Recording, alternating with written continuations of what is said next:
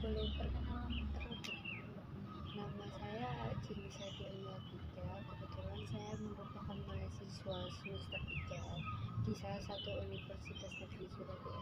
Iya, gak apa-apa iki acting. Kok mau kata? Gak apa saya balik. Nama saya Ayo balik nih. Genau sih kok. Ya, selamat sore Mbak. Halo, selamat sore Kak. Ya, apa kabarnya hari ini? Alhamdulillah hari ini kabar saya cukup baik. Nah, sebelum itu boleh perkenalkan dengan Mbak siapa? Nama saya Jinisa, Mbaknya bisa panggil saya Jinisa aja. Saya kebetulan merupakan mahasiswa semester 3 di kampus Universitas Negeri Surabaya. Ini ya, saya kalakan saya lebih terdahulu. Saya Rosiana Silanadi, Mbaknya bisa panggil saya Mbak Rosi aja. Ya, Kalau boleh tahu kesibukan Mbaknya? kesibukan saya akhir-akhir ini selain kuliah itu saya juga ada kayak freelance aja sih. Iya, sama beberapa kan kayak ngerjain beberapa joki atau ya juga Mbaknya di sini apa? Merantau? iya Atau juga saya merantau, kebetulan saya merantau. Asal saya tuh aslinya dari Bojonegoro, terus saya kesini buat kuliah di Surabaya juga di Unesa. Oh ya, langsung aja ya Mbak ya. Dimulai sesi counseling ya. Sebelum kita memasuki sesi counseling di sini, Mbaknya pada counseling ini ada asas kerahasiaan di mana Mbaknya nanti apapun yang Mbaknya ceritakan saya akan merahasiakan dan tidak saya bocorkan. Nah, sebelum itu Mbaknya bisa cerita apapun ya. Jangan takut saya membocorkan tanpa apa dengan tujuan Mbaknya. Boleh langsung. Saya tuh akhir-akhir ini kayak ngerasa di semester 3 ya lebih tepatnya kan, karena ada kayak perpindahan kelas gitu ya Pak. Jadi kayak kan teman-teman saya jadi baru semua. Nah di situ saya tuh ngerasa diajak sama teman-teman saya itu cuma buat dimanfaatin aja, dari ngerjain tugas mereka, terus habis itu kayak nyatet apa yang harusnya mereka catat sendiri. Itu tuh mereka tuh selalu meminta tolong bantuan saya tuh ngerasa nggak enak gitu loh kalau buat nolak hal itu. Kan saya juga jadinya sering cuma mengiyakan aja apa permintaan mereka gitu. Kalau boleh tahu Mbaknya merasa dimanfaatkan seperti itu udah dari semester awal atau dari semester ini? Kebetulan dari semester 3 ini juga baru-baru, karena kan semester 1 dan 2 nya itu saya tuh di teman lama saya tuh bisa diajak buat kontribusi gitu, membagi tugas atau kalau seumpama mengerjakan tugas bersama kita tuh mengerjakan masing-masing. Tapi di semester 3 ini setelah saya pindah kelas dan menemukan teman-teman baru, setiap mengerjakan tugas bersama-sama tuh jadi saya terus gitu loh Kak yang dimintain tolong untuk mengerjakan tugas mereka, dan saya tuh punya rasa nggak enak buat nolak mereka. Jadi Mbaknya ini sulit untuk apa permintaan teman-temannya ya. Mungkin Mbaknya ini ingin menolak tapi Mbaknya masih menerima apa yang diminta teman-temannya gitu. Jadi kalau Mbaknya menolak itu merasa gimana? Saya tuh kayak ngerasa takut mereka marah dan mereka nggak mau nemenin saya gitu ya. Kan ini konteksnya saya pindah kelas, terus temen-temennya kan baru semua ya, jadinya kalau dulu yang semester 1 2 saya bisa nolak karena kita udah kenal. Nah ini kan saya baru temenan baru sampai semester 3 waktu saya merasa takut nggak diterima lagi, atau saya takut mereka tuh marah sama saya gitu. Jadi mbaknya ini nggak mbaknya aja ya yang mengalami perasaan seperti itu. Banyak orang juga mengalami perasaan apa nggak enak menerima permintaan dari temennya. Nah, kalau boleh tahu apa mbaknya itu pernah bersikap tegas untuk apa menolak gitu.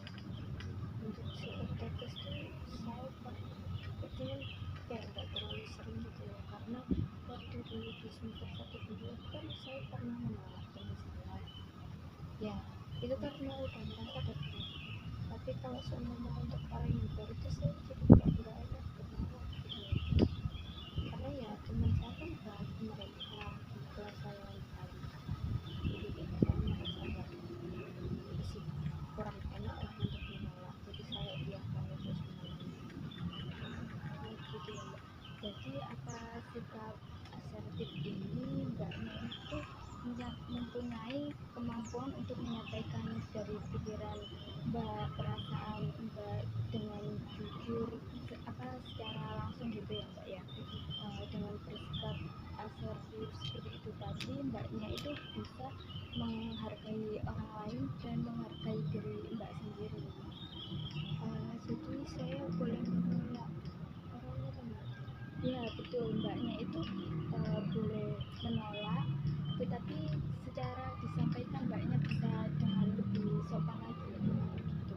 Saya soalnya kan kalau menyampaikan hal seperti itu kayak takut, masih takut gitu. Saya kira kalau saya menolak tuh mereka bakal marah gitu loh.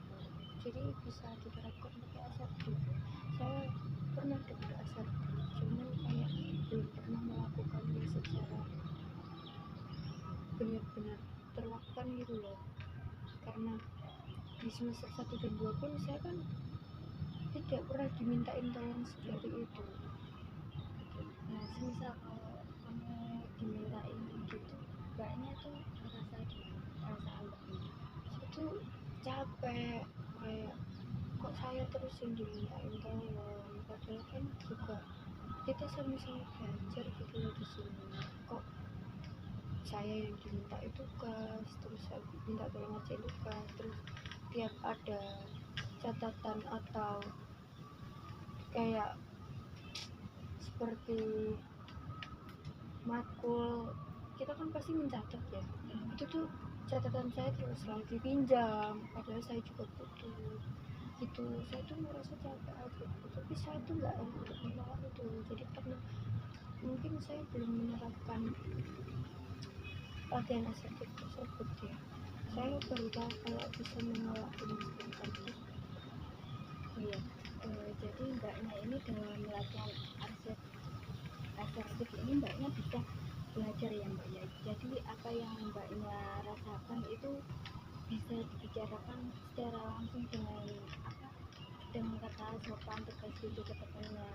Nah, bisa misalnya mbaknya ini bilang maaf ya, ini catatanku sedang aku butuhkan, jadi saya nggak bisa meminjamkan tenaga. Bisa bilang seperti itu. Oh baik, jadi tidak harus menolak secara kasar ya. Iya benar.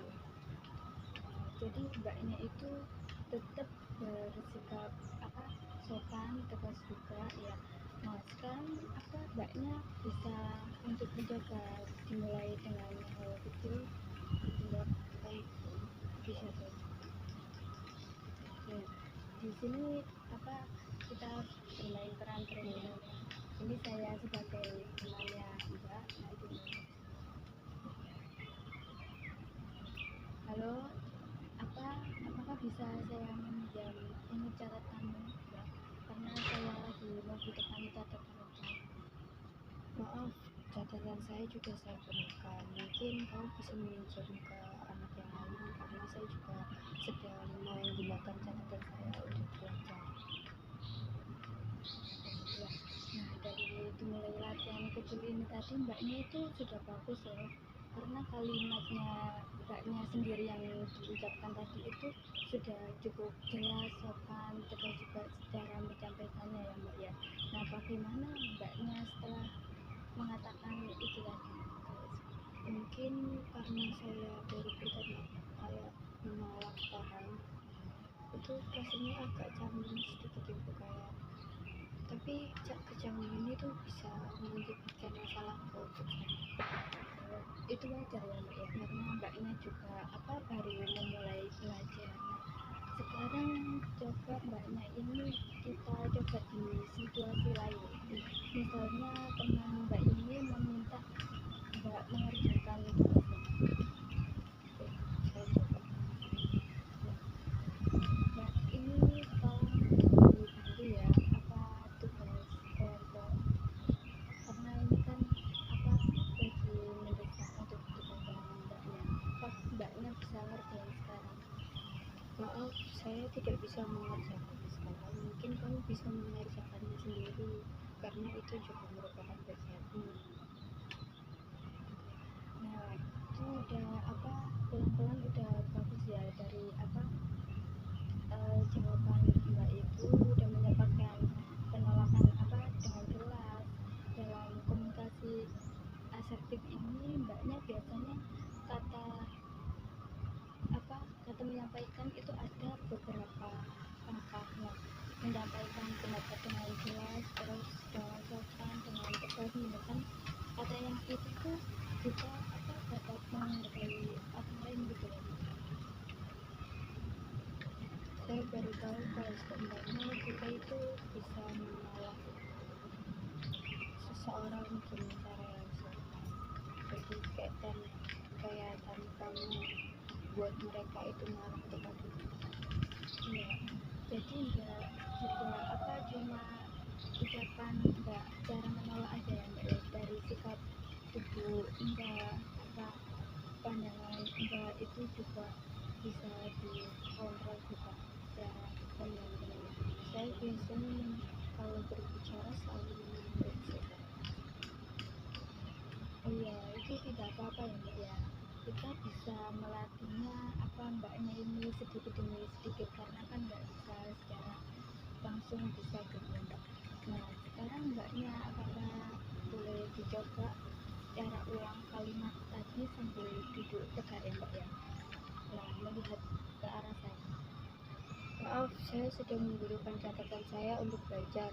Jika saya sudah selesai belajar, saya akan meminjamkannya kepada kamu. Nah itu bagus ya mbak ya, itu suara mbak itu udah lebih lantang, lebih tegas lagi. Dengan latihan asertif ini lama-lama mbaknya itu udah terbiasa, akan lebih percaya diri lagi, udah bisa menghargai orang lain dan diri mbak sendiri. Ya, mungkin saya nanti akan mencoba mempraktekkan hal tersebut kepada teman-teman ke depannya. Nah betul, itu udah termasuk langkah yang terbaik yang mbak ambil. Nah untuk latihan di luar sesi konseling ini mbak bisa melakukan sendiri ya nantinya. Baik, terima kasih. Saya jadi merasa lebih lega, terus saya jadi kayak lebih mengerti bagaimana cara menolak tanpa harus yang kasar atau membuat mereka marah. Terima kasih. Ya nanti boleh di sesi konseling selanjutnya mbaknya bisa